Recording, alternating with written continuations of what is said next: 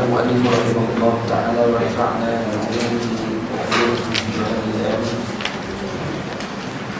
Hadis yang ke-195 pada bab yang ke-35 perbuatan Rasulullah SAW pada waktu malam. Kita masih lagi dalam hadis dipanggil hadis Ummu Zara yang melibatkan sebelah orang perempuan yang bercerita berkenaan dengan suami mereka. Dan kita dah masuk pada hadis yang pada perempuan yang ke-9. Qalat at-tasi'atu zawji rafi'ul iman tawilun nijad 'azimur ramal qaribul bait minan nar. Apa maksudnya? Kata perempuan yang ke-9 dalam hadis sebelum ni, 9 orang perempuan ini berjanji tidak akan menyembunyikan satu pun daripada sifat suami mereka. Siapa suami mereka? Maka yang ke-9 ni, perempuan yang ke-9 dia cerita Zawji rafi'ul iman. Suami aku ini rafi'ul iman. Rafi'ul iman ni adalah kinayah kepada lelaki yang bangsawan. Kerana iman ni maksudnya tiang. Kalau tiang tinggi, masuk rumahnya besar. Orang rumah besar-besar ni biasanya orang-orang yang kaya pada zaman itu. Jadi dipanggil rafi'ul iman. Jadi maksudnya orang yang kaya, orang bangsawan. Tawilun nijad. Tawilun nijad maksudnya seorang yang gagah perkasa. Kerana apa? Nijad ni adalah sarung pedang. Kalau sarung pedang panjang, maksudnya orang yang pegang pedang tu pun tinggi dan besar. Ini dalil kata dia ni adalah orang yang hebat dari segi tubuh badan dan juga keperkasaan. Jadi dia tak puji suami dia ni. Suami aku ni orangnya kaya, kemudian gagah perkasa, tapi digunakan dengan bahasa Arab yang sangat tinggi. Rafi'ul imad, tawilun nijad, azimur ramat. Azimur ramat ramat ni maksudnya debu. Debu yang banyak.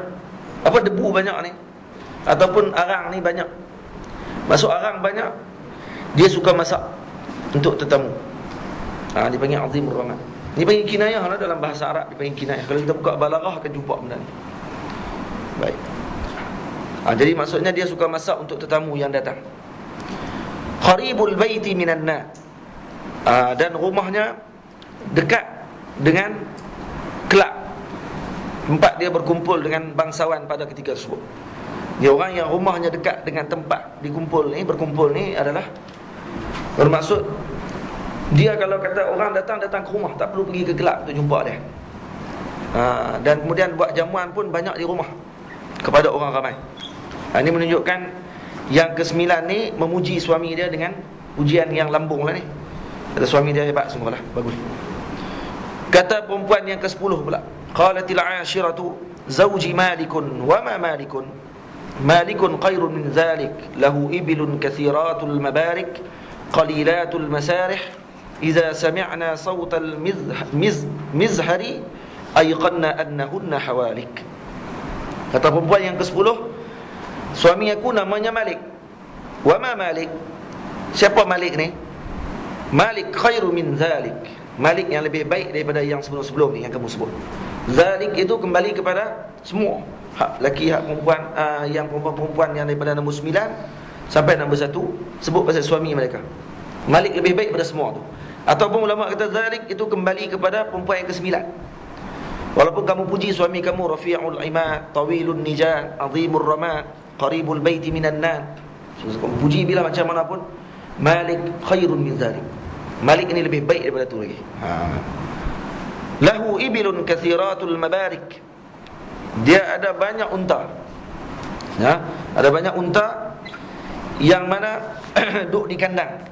Mabarik ini maksudnya tempat unta duduk. Panggil mibrakul ibil. Unta nama tempat dia duduk panggil mabarik. Jamak kepada mibrak mabarik.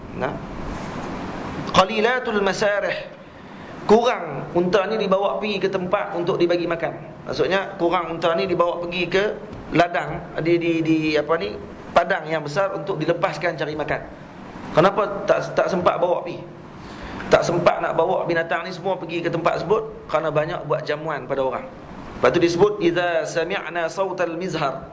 Kalaulah unta-unta itu dengar bunyi muzik, bunyi orang ketuk gendang dan juga palu bunyi mizhar ni, bunyi muzik dan juga bunyi seruling, ayqanna annahunna hawalik. Maka unta-unta tu tahu dah, kata hari ni pakai mampu dah kami kena sembelih. Sebab tuan dia sambut tetamu. Dia sambut tetamu akan mainkan muzik. Bila main muzik, unta pun faham dah, hari ni pakai tak ada masalah, tak ada apa, tak ada nyawa dah kami hari ni, ada di kalangan kami ni akan disembelih pada hari ni. Gitu. Ini juga adalah sebagai salah satu tanda perempuan ni nak bagi tahu suami dia orang yang kuat pemurah, yang kuat bagi sedekah dan juga jamu makan kepada orang, tapi digunakan dengan perkara yang ada kaitan dengan dia dalam bahasa Arab. Suami, maksudnya dia tak terus sebut suami aku ni pemurah. Maka dia gunakan dengan bahasa lain. Suami aku ni belah banyak kambing, banyak unta. Tapi unta-unta dia ni, kalau kata unta dia tak sempat dihantar ke ladang untuk nak makan. Malah kalau unta ni dengar bunyi muzik, maka unta-unta ni pun dapat tahu kata mereka akan mati pada hari tersebut, disembelih pada hari itu. Bila maksud dia, orang faham tu kata suami ni adalah seorang yang pemurah. Sebab tu ulama ambil perhatian hadis ni. Hadis Ummu Zara' ini diambil perhatian oleh ulama, disyarahkan oleh ramai ulama. Ada ulama yang mensyarahkan dari segi sanad hadis ni. Ada ulama yang mensyarahkan dari segi bahasa dalam hadis ni. Ada ulama mensyarahkan dari segi ilmu tasawuf yang boleh diambil daripada perkataan isteri-isteri ni dalam hadis ni. Ini hebat hadis apa ni Ummu Zara' ni. Kata perempuan yang ke-11, Zauji Abu Zar'in. Ni baru hadis nama Ummu Zara'.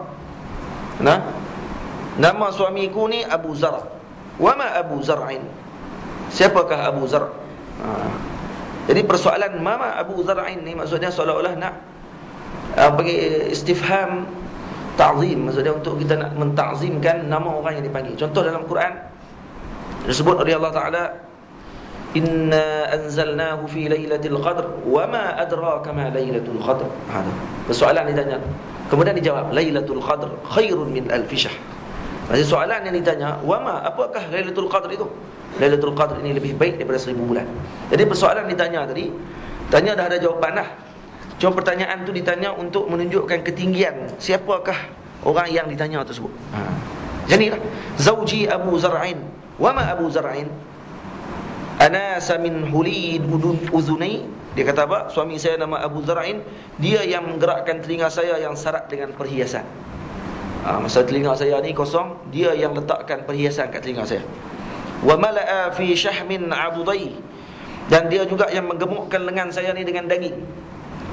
So orang perempuan Arab, kalau gemuk ni adalah salah satu daripada kemuliaan bagi dia. Maksud dia kalau perempuan kahwin dengan seorang perempuan, kalau perempuan tu makin kurus, kau orang akan celah pada suami, ni tak bagi makan simpan duit tak bagi makan ke isteri. Tapi isteri malah dia jaga diri, dia bimbang takut jadi macam-macam.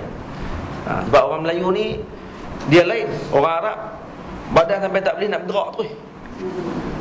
Kalau kata orang perempuan, kalau kita pergi semayang di masjid, Allahu Akbar. Kalau pergi ke suk, pergi ke pasar malam, pasar-pasar tempat jual itik apa semua tu, dia tak bergerak, duduk situ.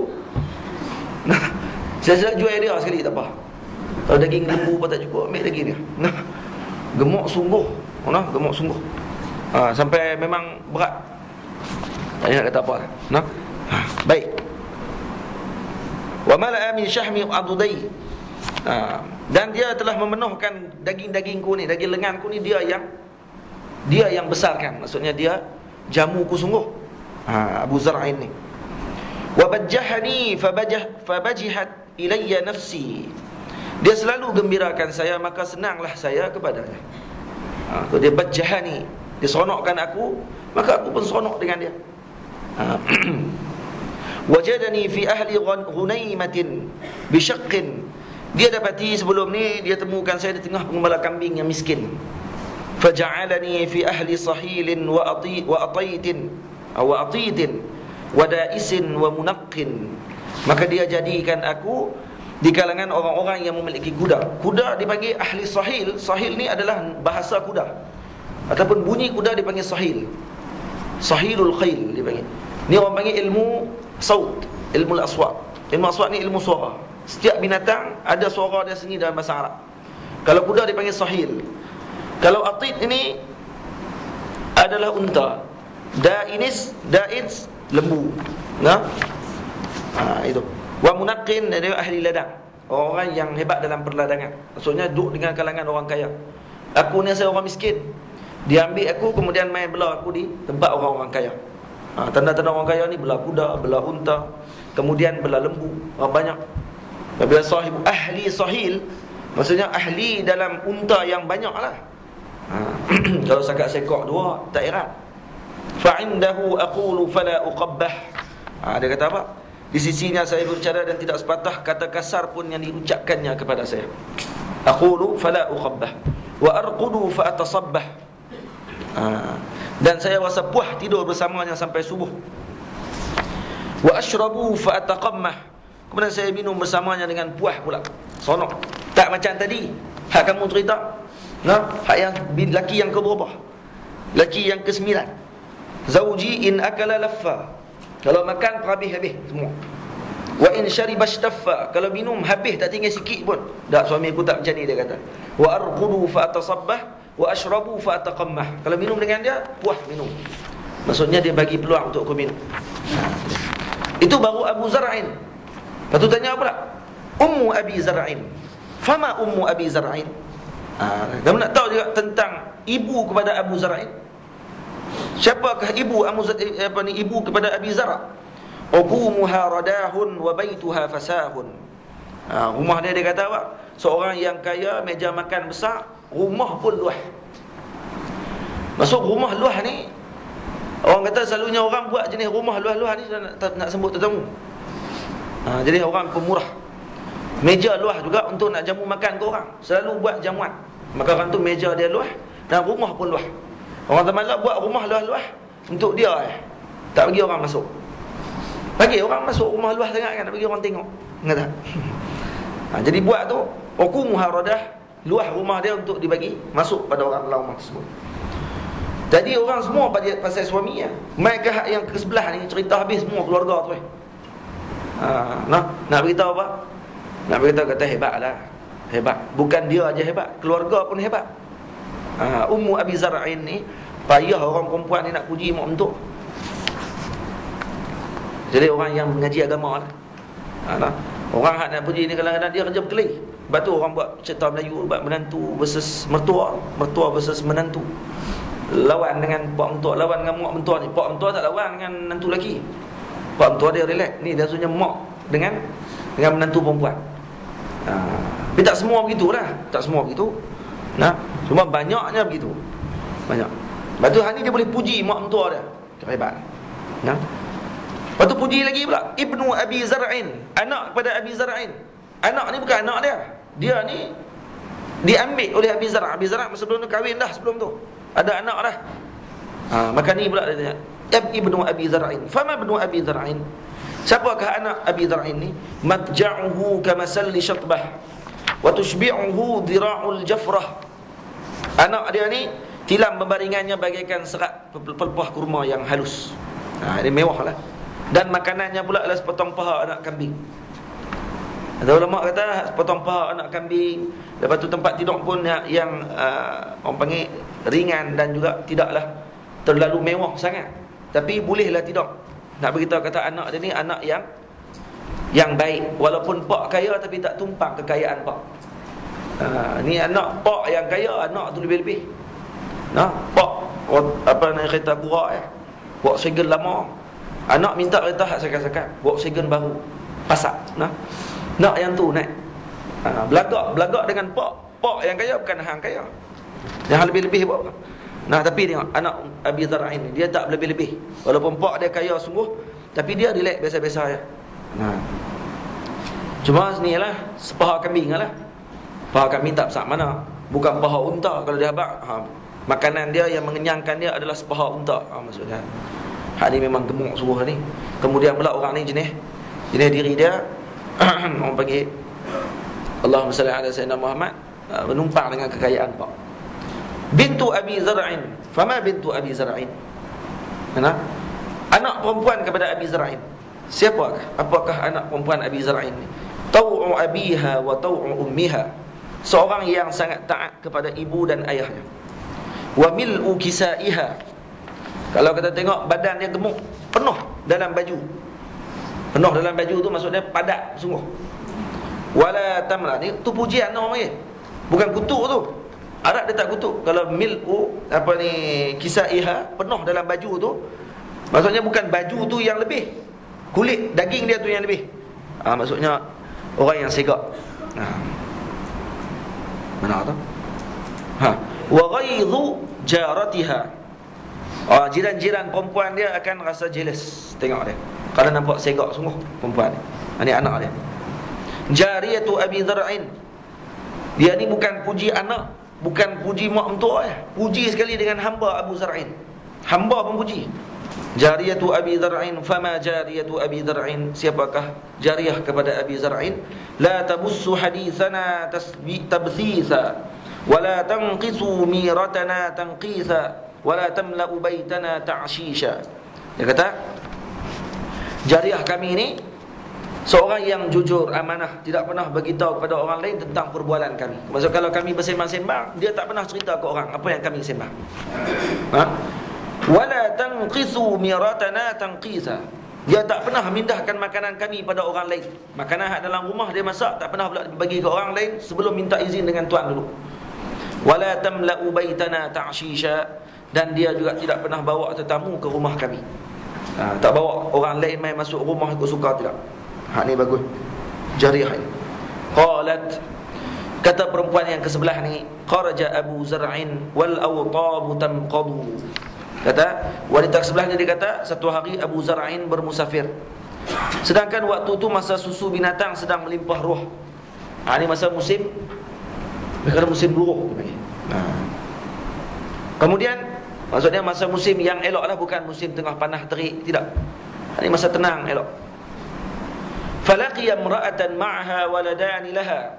Dalam perjalanan dia bermusafir berniaga tu, dia bertemu dengan seorang perempuan lain pula. Yang perempuan tu ada 2 anak kecil. Kal fahdain. Anak ni macam dengan harimau bintang. Tangkah lah. Budak cerdik, budak yang bukan mandom, budak yang okey lah, duk berlari-lari. Orang panggil hyperaktif. Yal'abani min tahti qasriha birummanatain. Kedua-dua budak ni duk main di riba perempuan itu. Ayat ni dia terjemah elok dah ni. Dia terjemah dengan bahasa comel lah. Bahasa kita kalau terjemah elok sungguh-sungguh sebiji-sebiji ni, dia tak lucah, cuma dia nak habaq kata perempuan ni segak. Tak payah terjemah noh. Cukup ambil yang duk di riba jadilah noh. Kan nak tahu yang asal? Nak kau tanya lu, nak tahu yang asal kan, nak tengok terjemah ni kan. Kedua-dua bermain-main di riba wanita itu. Dia terjemah ni, yal'abani min tahti qasriha birummanatain. Cukup tu tak terjemah lah. Jadi main di riba perempuan tersebut. Nanti kalau mengaji dah nanti, tahulah apa yang saya abang. Mengaji lagi. Rupanya ni makna dia. Fatallaqani fanakahaha. Dia talak aku, dia nikah dengan perempuan tu. Fanakahtu ba'dahu rajulan sariya. Tak lama kemudian aku menikah juga dengan seorang lelaki yang kaya. Rakiba syariya. Seorang penunggang kuda yang cekap. Wa akhadha qattiya. Dan juga seorang yang memegang tombak keluaran daripada Qatti. Qatti ni kampung di Oman. Tempat buat tombak yang segak, yang semak lah. Tombak semua. Wa araha alayya na'man sariya. Dan kemudian dia bawa pada saya unta yang banyak, lalu serah pada saya. Bagi unta banyak sungguh. Azra'i bi ismi.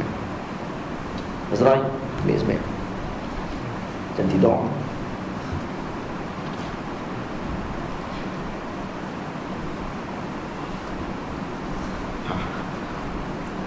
Wa araha alayya na'man. Tolong lagi. Ingat minum kopi ke apa? Wa araha alayya na'man thariya. Dan dia kata apa, dia bagi kepada aku, araha alayya na'man thariya, Dia kata bagi setiap binatang ni, sebenarnya dia sebut ni, wa a'tani min kulli ra'ihatin zawja. Dia bagi kepada saya binatang sepasang-sepasang. Jantan betina dia bagi. Kemudian bagi pula kepada aku, a'tani min kulli ra'ihatin zawja. Ra'ihatin ni maksud setiap binatang dibagi dengan sepasang-sepasang. Kemudian dia kata kepada aku, qala kuli umma zar'in wa miri ahlaki falau jama'tu kulla shay'in a'tanihi ma balagha asghara aniyati abi zar'in. Dia kata apa? Wahai Ummu Zar'in, makan dan berilah kepada keluarga. Kamu ambil semua ni bukan untuk kamu, bagi ke keluarga pun tak ada masalah. Maka kata perempuan ni, falau jama'tu kulla shay'in a'tanihi ma balagha asghara aniyati abi Zar'in. Kalau dikumpul semua yang laki baru aku ni bagi pun tetap tak boleh balas sama dengan semangkuk yang Abu Zar'in bagi. Itu dia. Nah, abang dia sayang dengan laki pertama. Dia sayang sungguh dengan laki dia yang pertama. Kamu bagilah banyak mana pun tetap tak boleh lawan dengan Abi Zar'in. Kalau bagi semua sekalipun tak boleh lawan walau semangkuk yang Abu Zar'in bagi. Qalat Aisyah, kata Sayyidatina Aisyah radhiyallahu taala anha, faqala li Rasulullah sallallahu alaihi wa alihi wasallam, kuntu laki ka Abi Zar'in li ummi Zar'in. Rasulullah bila dengar cerita ni habis, maka Nabi kata apa kepada Sayyidatina Aisyah? Wahai Aisyah, saya ni di sisi kamu adalah seumpama Abi Zar'in kepada Ummu Zar'in. Itu dia. Nampak nah, ni panggil hadis Ummu Zar'. Romantik Rasulullah SAW. Nabi dengar, kemudian Nabi bagi jawapan pula. Nabi abang kata, aku ni macam Abu Zar'in tadi kepada Ummu Zar'in. Maksudnya kalau orang lain buat macam mana kepada kamu pun takkan boleh lawan dengan aku. Malah kata dalam hadis riwayat yang lain, Sayyidatina Aisyah jawab pula, bal ya Rasulullah anta khairun min Abi Zar'in li Ummi Zar'in. Bahkan kamu lebih baik daripada Abi Zar'in kepada Ummu Zar'in. Lebih baik pada tu lagi kamu ya Rasulullah. Kamu tidak ada bandingan. Ini jawapan Sayyidatina Aisyah radhiyallahu taala. Tidak ditulis di sini, tapi dalam riwayat yang lain disebut. Ini cerita berkenaan dengan isteri-isteri yang cerita pasal suami mereka. Walaupun Allah SWT dah janji tidak akan bagi tahu, tidak akan sembunyi satu pun, tapi ada juga yang tak cerita, cuma dari segi dalamannya kita tahu kata dia sangat cerita dengan perkataan yang ringkas, tapi boleh tahu perangai suami dia macam mana. Jadi ada suami yang jenis berani dengan bini sampai bini takut nak cakap apa. Kita jangan bagi bini takut, bagi bini hormat pada kita. Bini hormat tu lebih baik pada bini takut. Sebab kita bukan jadikan untuk menakutkan isteri kita kepada kita. Sebab suami Nabi SAW, isteri-isteri Nabi tidak takut pada Nabi, tapi hormat dan juga taat pada Rasulullah SAW. Yang isteri pula jangan bagi suami takut dengan kita. Ini bagi suami takut. Ada satu hari seorang ni kata, dia buat kumpul ramai-ramai, kemudian orang lelaki semua. Lepas tu dia kata, siapa yang takut bini, pergi ke tepi. Semua pakat pergi tepi. Semua takut bini, tinggal seorang di tengah-tengah. Oi, hebat lelaki ni, tak takut bini. Benda yang suruh pergi tepi tu tanya, kenapa tak pergi tengah, tak pergi tepi? Tak takut bini lah. Dia kata, tak, tapi bini saya pesan dah, jangan pergi mana-mana. Bini saya pesan jangan pergi mana-mana, duduk kat situ. Maksud dia apa dah? Lagi takut kat bini lah daripada orang lain. Dia lagi takut. Juha pernah sekali dia bagi tahu, raja bagi tahu kat dia, sultan bagi tahu. Sultan kata kepada Juha, wahai Juha, kamu nak apa bagi tahu kat saya. Saya akan bagi kepada kamu. Juha kata, saya tak mau apa wahai sultan. Saya nak satu nak kamu buat pengumuman kepada orang ramai. Maksud dia buat keluar satu pernyataan, ini adalah arahan diraja. Siapa yang takut bini kena bagi seekor himar kepada Juha. Siapa-siapa saja, keluarga mana yang takut bini, suami yang takut bini, kena bagi himar seekor pada Juha sebagai balasan daripada arahan tersebut. Maka raja buat keluar arahan. Panggil orang ramai satu negara, kata arahan kepada semua sekali. Ini macam cerita, siapa pegang mangkuk di raja, dia panggil apa? Beggar. Orang kutip sedekah, tapi kalau dia pegang mangkuk di raja, wajib bubuh duit dalam tu. Kalau dia pergi nak duit, tak bubuh tak boleh, kena tangkap nanti. Ada dalam Cina macam tu. Tak tahu dia buat cerita lah. Saya pencau. Dia pinta gitu, kata orang buah ni macam ni juga dapat arahan di raja. Raja kata siapa tak bagi himar sekok, kalau dia takut bini, maka dia akan ditangkap. Bila keluar arahan tersebut, maka Juha pergilah ke setiap rumah. Pergi rumah mana pun tengok-tengok, oh, semua takut bini. Maka kena bagi himar sekok kat dia. Satu hari orang tengok dia tarik himar ni, beratus ekor himar. Belakang dia ada ratus ekor himar. Heboh di istana. Kata himar juhala ni makin banyak. Maksudnya makin ramailah orang di negara tu yang memang takut bini. Maka raja panggil juha, mai ke istana tengok. Sampai di istana, raja kata macam mana ni? Ramai sungguh orang takut bini. Dia kata memang ramai. Ni dalil dia. Dalil dia himar ni. Sangat banyak himar ni adalah sebagai ganti kepada suami tu. Jadi sekok seorang suami yang takut bagi himar sekok. Kemudian raja kata takut depa nak dengan bini. Kemudian dia pun cerita, juha cerita. Sebenarnya tahu sultan nak tahu tak? Saya semasa duduk jalan di hujung kampung apa semua sekali tu, ada satu rumah seorang perempuan ni, segak sungguh dia kata. Matanya bulat, hidungnya mancung, giginya macam permata, tengkok jinjang. Betih ni Allah. Segak kata tengok kulit putih kemerah-merahan. Bila raja dengar tu, raja kata, jangan sembang kuat-kuat. Nanti permaisuri dengar. Dia kata. Permaisuri dengar dia ni jealous kuat nak mampu. Aku bimbang kalau dia dengar lagi aku kena. Maka juha kata, oh rupanya dalam istana pun ada juga orang yang takut bini. Jadi kalau orang lain sekok, dia kata raja kena 2 kali ganda, 2 ekor himar. Dia kata kena main 2 ekor himar tu. Dia jangan. Tadi cerita orang takut bini lah. Macam-macam. Baik. Tidur Rasulullah sallallahu alaihi wasallam ada 15 minit lagi. Bab yang ke-36, tidur Rasulullah sallallahu alaihi wasallam. Sayyidina Al-Bara' ibn Azib radhiyallahu taala anhu berkata, Sayyidina radhiyallahu taala anhuma, Sayyidina Azib juga adalah sahabat. Anna an-nabiy sallallahu alaihi wa alihi wasallam kana idza akhadha matja'ahu wada'a kaffahu al-yumna tahta qaddihi al-ayman. Nabi apabila berbaring di tempat tidur, baginda akan meletakkan telapak tangannya yang kanan di bawah pipinya yang di bawah telapak kanan di bawah pipinya yang kanan. Nabi tak gini. Kalau tidur. Wa qala rabbi qini 'adzabaka yawma tab'atsu ibadak. Wahai Tuhanku, peliharalah aku daripada azabmu pada hari engkau bangkitkan seluruh hamba. Kalau orang yang tidur begini, dia mengingatkan kepada mati dia. Keadaan dia dalam liang lahat dia nanti. Gimana? Jadi tidur, tangan kita tak ginilah. Gini. Dia tidur. Ini kalau Nabi letak di bawah lah, bukannya tidur macam ni. Bukan tak tangan atas meja ni gini. Tak. Tidur bawah tu, berbaring. Maksudnya di lambung kanan. Elok tidur di lambung kanan. Baik. Sayyidina Huzaifah radhiyallahu taala anhu bercerita, kana an-nabiy sallallahu alaihi wa alihi wasallam idza awa ila firashihi qala Allahumma bismika amutu wa ahya wa idza istayqadha qala alhamdulillahi alladhi ahyana ba'da ma amatana wa ilayhi an-nushur. Apabila Nabi berbaring di tempat tidurnya, baginda Nabi akan berdoa, Allahumma bismika amutu wa ahya. Ya Allah, dengan namamu aku mati dan aku hidup. Jadi maksud ini waktu Nabi berbaring dahkah ataupun Nabi masih duduk lagi sebelum tidur? Boleh pilih mana-mana pun tak ada masalah. Baring terus baca doa ni boleh, ataupun sebelum baring duduk sila tu baca doa ni pun boleh. Bila Nabi bangun daripada tidur, maka Nabi akan baca alhamdulillahilladzi ahyana ba'da ma amatana wa ilaihin nusyur. Segala puji bagi Allah yang telah menghidupkan aku kembali setelah matikan aku, dan kepadanya tempat kembali. Jadi mati Allah Ta'ala sekalian, kata Nabi SAW dalam hadis riwayat Imam Bukhari, kalau seorang ni tidur, setiap daripada kita ni akan diikat oleh syaitan dengan 3 ikatan. Hadis sahih dalam Sahih Bukhari. Jadi ikatan pertama yang dia ikat akan terputus kalau orang ni dia bangun tidur dan kemudian dia menyebut Allah. Zikrullah akan memutuskan ikatan yang pertama. Kalau dia bangun, kemudian dia pergi berwuduk, dia berwuduk, maka akan terputus ikatan yang kedua. Kemudian dia solat subuh, maka akan terputus ikatan yang ketiga.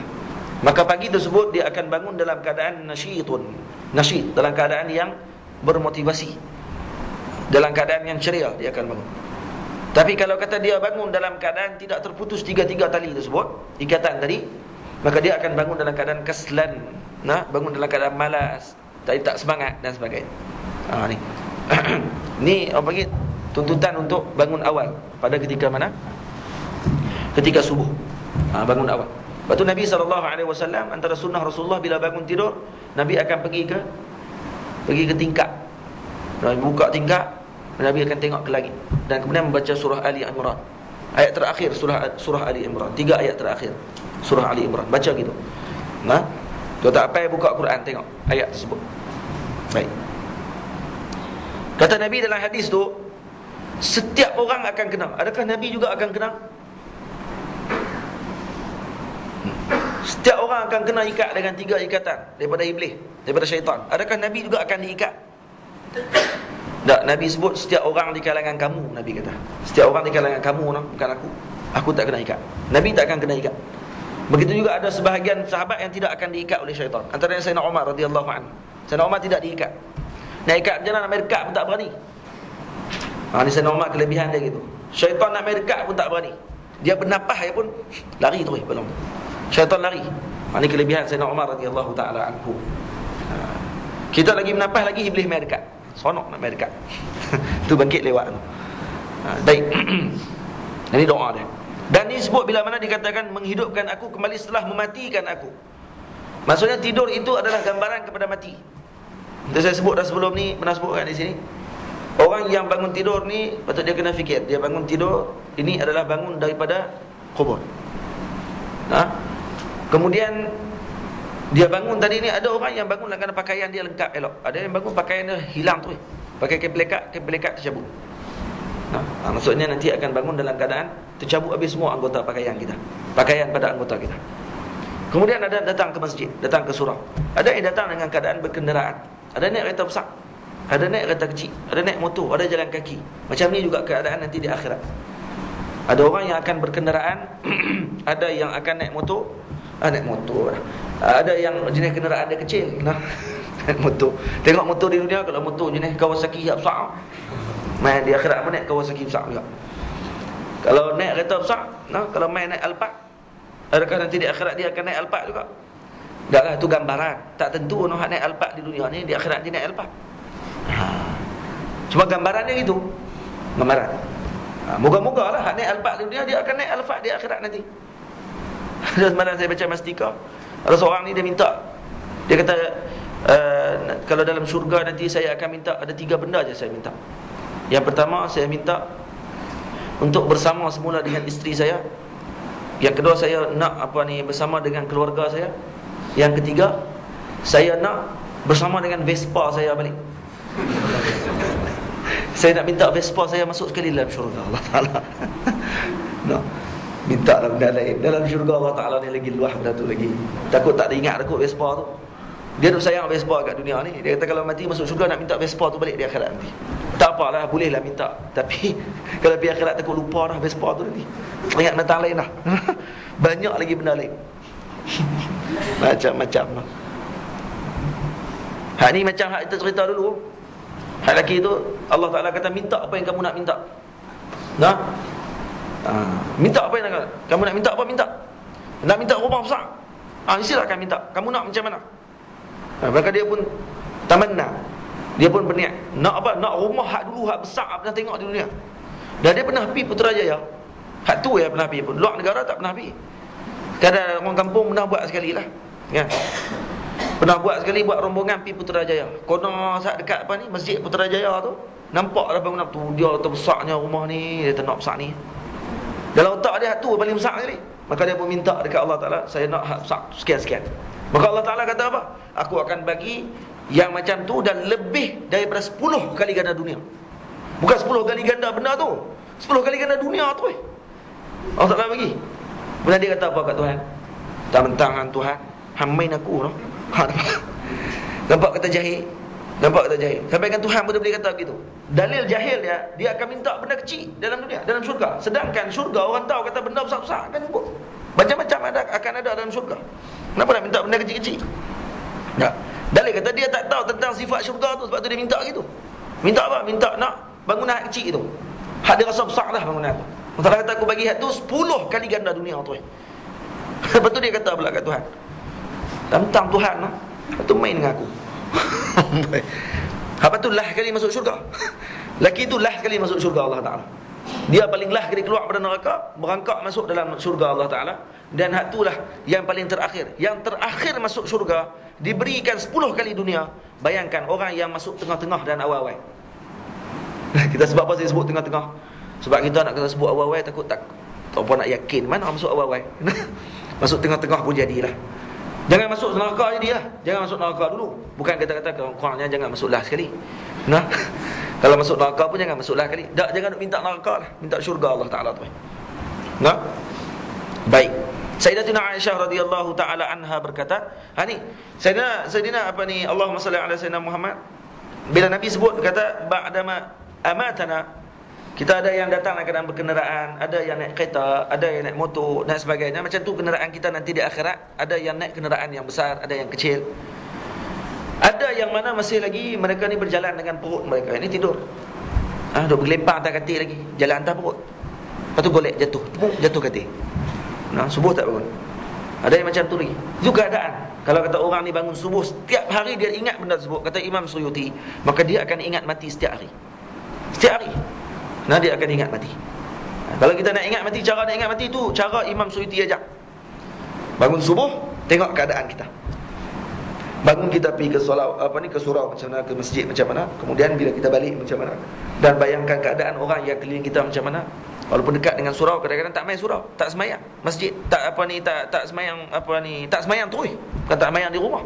Kalau semayang di rumah okey lagi. Lepas tu kita tak perlu tanya ke orang noh. Tak perlu tanya, pergi ke rumah orang, mayang lagi ni. Mana bukti? Tak perlu lah, ada gambar. Kalau orang kalau tak kan, hatu tak perlu minta. Kalau kata orang ni dia bagi tahu, kita tanya kat dia, kamu semayang jemaah tak hari ni? Kita tanya, kamu semayang jemaah tak hari ni? Kalau dia kata ya, saya semayang jemaah. Boleh tak kita kata dia tipu? Main jemaah apa? Main di rumah. Tahu dah duduk seorang-seorang di rumah. Nah. Ataupun dia ada isteri, mungkin isteri datang bulan. Mungkin main seorang-seorang, tapi dia kata saya semayang jemaah. Boleh tak kita kata dia tipu? Tak boleh. Tak boleh, kenapa? Ulama kata kemungkinan dia semayang dengan malaikat. Waktu ketika sebut. Sebab orang yang semayang seorang ni kemungkinan ikut belakang dia, jin pun ikut kemungkinan. Ada jin yang jadi makmum dia. Ada malaikat yang jadi makmum dia. Maka ketika sebut dia dikira benar menjawab kata dia semayang jemaah. Ini nak abang abang kita, jangan kita suuzon dengan orang. Tu ya. Yang suuzon dengan orang. Kalau tengok orang ni semayang seorang, jangan kita kata semayang seorang, pahala seorang. Nah, kita akan tahu kok dia memang nampak sungguh jin mayang belakang dah. Kita nak tahu. Sebab tu ulama kata, anggapkan semua manusia yang kamu jumpa mereka adalah Khidir alaihi salam. Anggap orang tu adalah Khidir. Maka insya-Allah kamu tidak akan suuzon kepada dia. Kamu tidak akan buruk sangka kepada dia. Tapi kita ni bila pandang orang, kita pandang rendah. Lepas tu kita kena pandang tinggi pada orang. Moga-moga dia ni adalah Khidir. Moga. Mana tahu kok dia Khidir sungguh. Jumpa orang berjalan, Khidir. Ini Khidir ni, tak boleh kutuk. Jangan kata apa. Nah.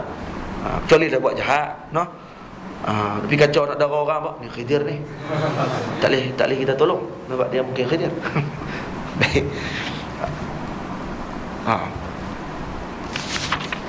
Sikit ni. Kana Rasulullah, kata Sayyidina Aisyah radhiyallahu taala anha berkata, kana Rasulullah sallallahu alaihi wasallam idza awa ila firashihi kull lailatin jama'a kaffaihi fa nafatha fihima. Sayyidina Nabi sallallahu alaihi wasallam kalau kata waktu malam sebelum Nabi tidur, maka Nabi akan dekatkan tapak tangan Rasulullah sallallahu alaihi wasallam. Fa nafasa fihima. Dalam hadis ni seolah-olah Nabi bernafas. Nafas ni sa bakal sa. Kalau nafas ni maksud tanpa dikeluarkan air liur. Nafasa. Kalau kita tanpa keluar air liur. Kalau keluar air liur, dia tak panggil nafas. Dia panggil pak dalam bahasa Arab, tapi dalam bahasa Melayu panggil ludah. Ni tak panggil ludah. Dia panggil habat gitu. Tanpa keluar. Jangan keluar air liur pula, tadi keluar. Tuih lagi. Allah, dah basuh pula.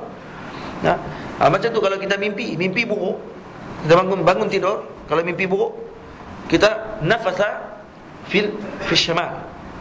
Kita ludah sebelah kiri kita. A'udzubillahi minasyaitonirrajim. Kemudian buat ludah macam keluar air tapi tak keluar. Gitu. Faham? Itu nafas. Wa qara'a fihima. Dalam hadis seolah-olah Nabi bernafas dulu, nafas. Tuh. Kemudian Nabi baca. Tapi yang guru kami ajar, hadis ni bukan makna dia begitu. Makna dia macam mana? Makna dia Nabi SAW baca dulu. baca ayat ni dulu. Baca qul huwallahu ahad, qul a'udzu birabbil falaq, qul a'udzu birabbin nas. Tapi kan baca qul huwallahu ahad saja. Qul huwallahu ahad, qul a'udzu birabbil falaq, qul a'udzu birabbin nas. Dia baca awal lah ayat tu, kan? Yang betul pula, kan? Jadi qul huwallahu ahad baca sampai habis, qul a'udzu birabbil falaq baca sampai habis, qul a'udzu birabbin nas baca sampai habis.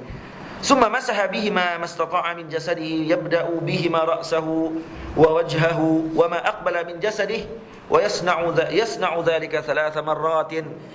Jadi Nabi buat macam mana? Nabi akan baca qul huwallahu ahad, Allahus samad, lam yalid wa lam yulad wa lam yakul lahu kufuwan ahad, qul a'udzu birabbil falaq, qul a'udzu birabbin nas. Nabi akan, kemudian Nabi sapu bahagian depan sampai ke tempat mana yang boleh sampai dengan tangan. Mana Nabi baca lagi. Kemudian Nabi akan sapu belakang pula, sampai mana yang boleh sampai dengan tangan. Ini akan mengelakkan seorang daripada sihir, akan mengelakkan daripada diganggu oleh syaitan pada malam tersebut. Ada yang ulama ajar juga ketuk bantai. Tak bangun tidur, ketuk bantai. Hebat ke bantai? Bantai gerak pukul 3. Satu hari ni ada orang jenis beramai gitu, dia ketuk bantai ni. Dia baca ayat kursi apa semua, lepas tu dia ketuk bantai. Gerak pukul 3 dah. Pukul 3 setiap hari memang dia akan bangun. Mujarab, bangun pukul 3 tepat. Bangun tengok, pukul 3 macam bantai tu gerak semua. Satu pagi dia nak try tengok tak bangkit, buat-buat tak bangun. Dia kata bantai gerak pukul 3. Pagi tu dia tengok macam dia tidur tak tidur, cuma badan dia rasa macam gerak, macam orang duk gerak badan dia. Bangun-bangun tengok ada seorang duk tarik kaki dia, tolong gerak dia. Lepas tu tak buat dah. Sampai kesudah dia tak buat. Try tengok. Siapakah lelaki yang tarik kaki tu? Wallahualam. Dia nak tanya. Tapi try ikut bantai tu kot, berupa dalam bentuk seorang lelaki, tarik kaki dia. Kepala bantai, badan orang. Tak kacau bilau kan. Baik. Jadi baca gitu. Ataupun guru kami ajak, Syekh Yusri hafizahullah taala, dia ajak macam mana? Dia ajak macam ni. Kita baca walaupun tak nafas, kita tak ludah macam tu, kita baca macam ni, tak kat tangan macam ni. Kemudian kita baca Bismillahirrahmanirrahim. Qul huwallahu ahad, Allahus samad, lam yalid wa lam yulad wa lam yakul lahu kufuwan ahad. Bismillahirrahmanirrahim. Qul huwallahu ahad, Allahus samad, lam yalid wa lam yulad wa lam yakul lahu kufuwan ahad. 3 kali. Qul a'udzu birabbil falaq 3 kali, qul a'udzu birabbin nas 3 kali. Masa selepas qul huwallahu ahad 3 kali habis tu 3 kali, kemudian sapu. Kemudian qul a'udzu birabbil falaq pula 3 kali, sapu. Kemudian qul a'udzu birabbin nas 3 kali, sapu. Tu yang guru baca. Syekh Yusri hebat begitu. Dan dia kata kita baca begitu, udara kita yang telah sampai ke tangan kita ni, dia akan menyebabkan ada cas elektrik yang mana kuat dari segi sains. Ni yang Nabi ajak benda begitu. Sebab tu Nabi suruh bagi udara tu kena ke tangan kita. Kemudian kita sapu ke badan kita. InsyaAllah akan dilindungi dengan berkat 3 surah ini. InsyaAllah dipanggil Mu'awwidhah. Surah yang melindungi orang tersebut daripada didekati oleh iblis, syaitan dan sihir dan sebagainya. Baik, saya rasa cakap tu dulu. Esok insya-Allah kita akan sambung perbahasan seterusnya berkenaan dengan tidur Nabi sallallahu alaihi wasallam. Bismillahirrahmanirrahim. Alhamdulillahirabbil alamin wassalatu wassalamu ala asyrafil mursalin wa ala alihi wa sahbihi ajma'in. Rabbana atina fid dunya hasanah wa fil akhirati hasanah wa qina adzaban nar. Wa sallallahu ala sayyidina Muhammadin wa ala alihi wa sahbihi wa baraka wa sallam. Walhamdulillahirabbil alamin.